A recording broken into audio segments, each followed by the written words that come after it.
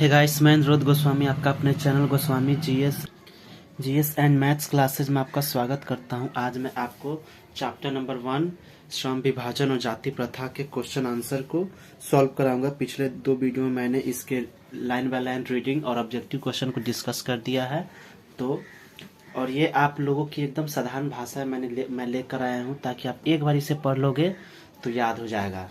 इसमें बिल्कुल कठिन शब्दों का प्रयोग नहीं है, एकदम जैसे कि बोर्ड में आपको निर्देश भी दिया जाता है कि परीक्षार्थी जो है यथासंभव अपने शब्दों में उत्तर दे।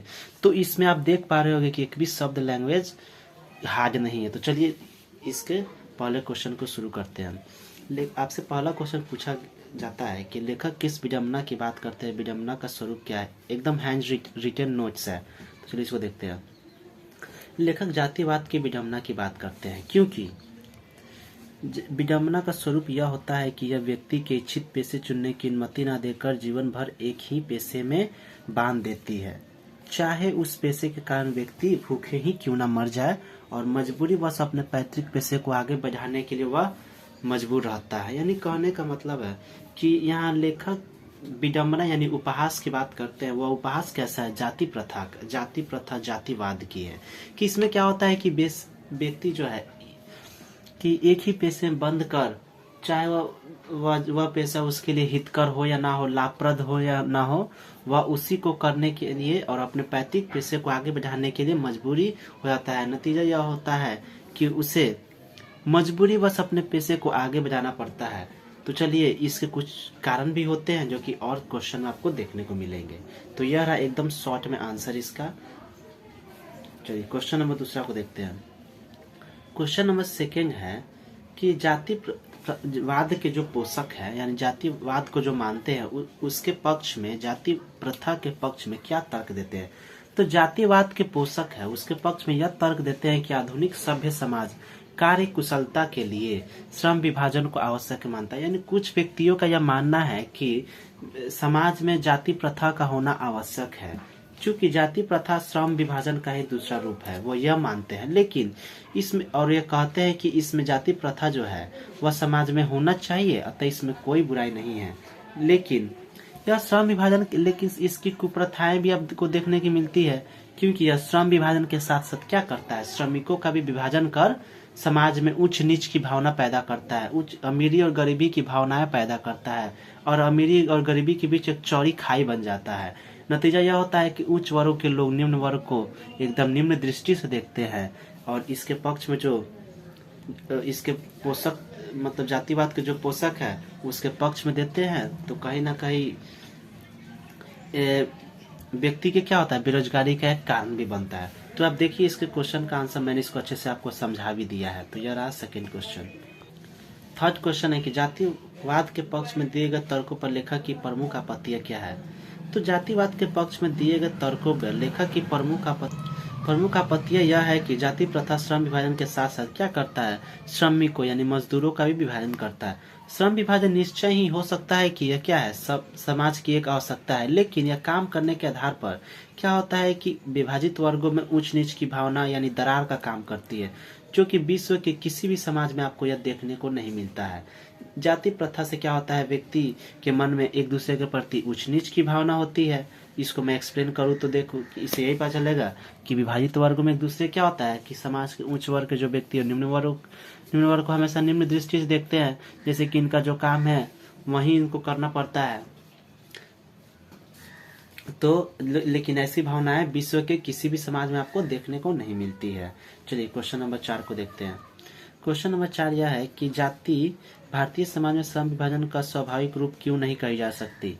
भारत की जाति प्रथा की विशेषता की बात करें तो यह श्रमिकों का अस्वाभाविक विभाजन यानी श्रमिकों के कार्य का विभाजन ही नहीं करती। यहाँ कहने का मतलब है बल्कि विभाजित वर्गों में एक दूसरे की अपेक्षा क्या होता है, ऊंच नीच की भावनाएं पैदा करती है। यह देखने को मिलती है भारत में। ज्यादातर आप देखेंगे, अगर आप अपनी सोच की बात करें तो आप लोग देख पा रहे होंगे कि भारत में ज्यादातर आप देखें कि यहाँ के लोग क्या होता है, पैतृक पेशे को लेकर काफी मतलब उसी को आगे बढ़ाने के लिए कोशिश करते हैं। जैसे कि मैंने आपको रीडिंग के दौरान एग्जांपल दिया था सोनार और लोहार जाति के लोगों का। अगर मान लीजिए वो उस जाति से संबंध रखते हैं तो क्या करते हैं वो अपना वही काम उनके आगे वाली पीढ़ी भी करते हैं। यानी बहुत, मैं उन्हीं की बात नहीं करूँ, और भी जाति के लोगों की बात करूँ तो वह उन्हीं मतलब अपने जो है पैतृक पेशे को ही क्या करते हैं, आगे बढ़ाने की कोशिश करते हैं। और यह क्या होता है कि मजबूरी उसे यहाँ तक पहुँचाती है कि उन्हें कहीं ना कहीं बेरोजगारी का कारण बना देती है, उनकी आय में कमी हो जाती है, और वह वो उनसे दिन प्रतिदिन उन्हें नुकसान भी लगता है। लेकिन आपने इस किताब को रीडिंग किया होगा तो मैंने आपको वहाँ पर बताया था कि एक ऐसा समय भी आता है मनुष्य के जीवन में जब क्या होता है कि व्यक्ति अपने पैतृक पेशे को आगे ना बढ़ाकर अपने इच्छित पेशे चुन लेता है, तो यकीनन वह समय इंसान के लिए सबसे अच्छा होता है। उसे क्या होता है कि एक तो व्यक्ति जो है नुकसान से बच जाता है और वैसा काम का चुनाव करता है जो उसे उसके मन के लायक हो। तो यहीं पर बात बताया जा रहा है जो कि आपको मैंने यहाँ, चाहे उस व्यक्ति को नुकसान ही क्यों ना हो, धारणाएं विश्व के किसी भी समाज में नहीं पाया जाता है, जो कि ऐसी भावनाएं क्या होती है विश्व के अन्य समाज में आपको देखने को नहीं मिलती है। तो चलिए क्वेश्चन नंबर 5 है कि जाति प्रथा भारत में बेरोजगारी के एक प्रमुख और प्रत्यक्ष कारण कैसी बनी हुई है। जो मैंने अभी बताया वही चीज आपको यहाँ मिल ही जाएगा, क्योंकि यहाँ के क्वेश्चन जो भी है इस चैप्टर का एक दूसरे से रिलेट कर रहा है।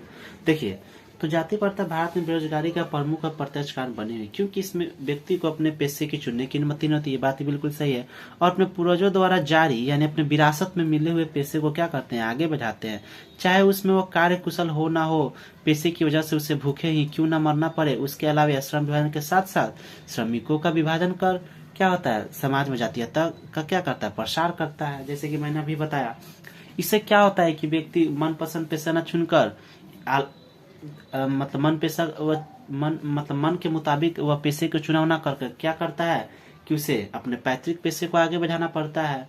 मजबूरी बस आय क्या होती है उनकी कम होती जाती है, जो कहीं ना कहीं एक समय ऐसा आता है जब वह यह भावना उनको बेरोजगार तक ले जाता है।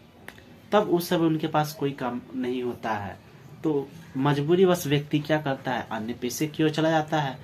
तो यकीनन वो समय उनके लिए अच्छा होता है कि अपने मन के मुताबिक कोई भी काम करे व्यक्ति।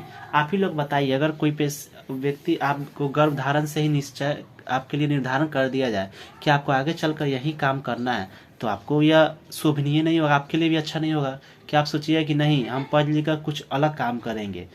तो यही बात यहाँ पर कहा जा रहा है। यानी जाति प्रथा क्या है, समाज में एक कुप्रथा के रूप में जन्म लिया है, जो कि ऐसी भावनाएं आपको और कहीं नहीं दिखती है।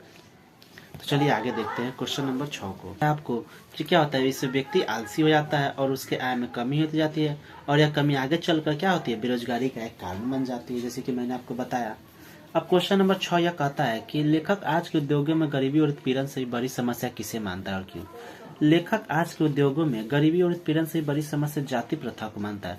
जाति प्रथा लोगों को पेशे चुनने की अनुमति नहीं देता है, जिससे मनुष्य क्या होता है, मानसिक विकास नहीं होता है। कहने का मतलब यह है यहाँ पर कि व्यक्ति एक ही पेशे अगर वह पूरे जीवन भर करता रहे तो उसमें आलस की भावना हो जाएगी, उसकी आय इनकम नहीं बढ़ पाएगी, नतीजा होगा वह परिवार का अच्छे से भरण पोषण नहीं कर पाएगा और उसका मानसिक विकास नहीं होगा। मानसिक विकास यहाँ पर इसलिए नहीं होगा कि मान लीजिए उसे दूसरे काम में पता ही नहीं चलेगा कि और भी काम किस तरह से होता है, और उस कार्य में उस कार्य को करने में क्या होता है, उसे समझ विकसित नहीं हो पाएगी कि चलिए कि कोई एक काम है तो उसी में वो दिन भर करता रहे, तो उसमें भी आलस की भावना आ जाएगी।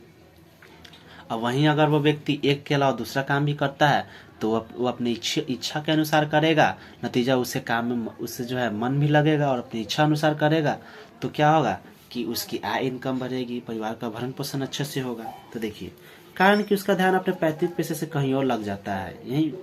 और क्या है कि इसमें व्यक्ति भावना रुचि से जाति प्रथा में कोई स्थान नहीं। इसमें व्यक्तिगत भावना क्या होती है, जाति प्रथा में आप देखेंगे कि इसमें व्यक्तिगत भावना और रुचि की क्या होता है, कोई महत्व नहीं होता है। आपको एक ही पेशे में बांध दिया गया है, गर्भधारण से आपको निश्चय कर दिया गया है कि आपको आगे चलकर यही काम करना है।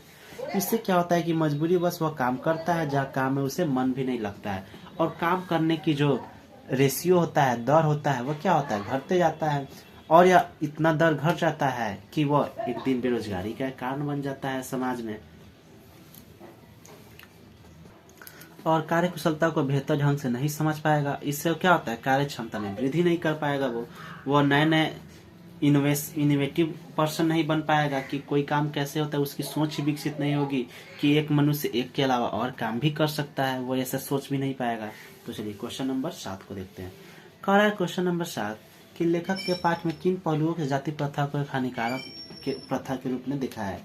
इसके प्रमुख कारण एवं पहलू की बात करें तो आपको इसमें दिखेगा पहला कारण, पेशे चुनने में स्वतंत्रता नहीं देना, बौद्धिक क्षमता के विकास में बाधक बन जाता है, मनुष्य आलस का शिकार हो जाता है, व्यक्ति क्या होता है, बेरोजगार होने की स्थिति में पहुंच जाता है, कार्य कुशलता की करने की क्षमता भी घट जाती है, या श्रम के साथ साथ श्रमिकों की विभाजित कर समाज में क्या होता है, असंतोष की भावना भी पैदा करता है। तो यह इसका प्रमुख कारण भी है, जो क्या होता है, पहलू भी है, जो जाति प्रथा क्या होता है, हानिकारक प्रथा के रूप में दर्शाता है। जो कि यह 5 से 6 कारण जो आप लोग, मैंने इनके पहलू या कारण के बारे में जो भी आप समझे, जो कि आप इसको ऐसे ही लिख देना है। अब आपका आज का लास्ट क्वेश्चन है कि सच्चे लोकतंत्र की स्थापना के लिए लेखक ने किन विशेषताओं को आवश्यक माना है। तो देखिए, लोकतंत्र की स्थापना करने में जनता की अहम भागीदारी होती है। आप लोगों ने पॉलिटिकल साइंस में भी पढ़ा होगा कि लोकतंत्र की स्थापना में क्या होती है, जनता की अहम भागीदारी होती है।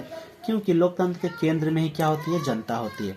क्योंकि यहाँ जनता के द्वारा चुने हुए प्रतिनिधि ही शासन में भाग लेते हैं, और जनता द्वारा ही क्या होता है, शासन व्यवस्था का संचालन भी होता है।